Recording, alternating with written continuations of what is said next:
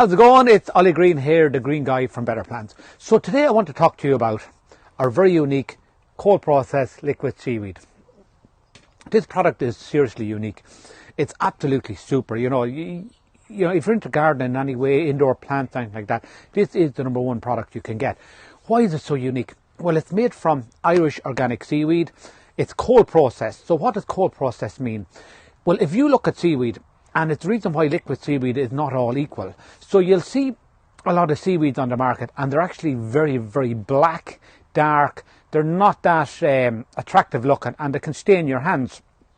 Our one is, and in a lot of cases, they can be heat extracted or chemically extracted seaweed. Ours is done cold processed, so it's like your freshly squeezed orange juice, which allows us to retain all the goodness of the raw material in the liquid. So how we work with this is, we have just a litre bottle here. That's an old bottle of green fly killer that we have. So I've added a cap of our cold processed liquid seaweed into that, and you'll actually see the colour of this compared to any others out there. So it's actually olive green in colour. So the best way to use it, I suppose, we like to call it a foliar feed. What is foliar feeding?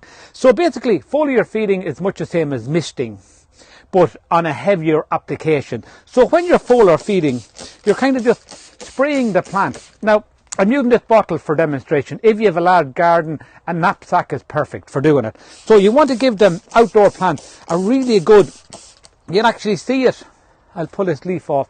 So you want to be able to see the liquid on the plant like that. And in a lot of cases, if you can do the underside of the leaf as well, because plants will actually absorb nutrients up to 10 times faster via the leaf than up through the root system. So if you have a plant that's under stress and you start doing this with foliar feeding it, misting it, you'll actually see it get more vibrant.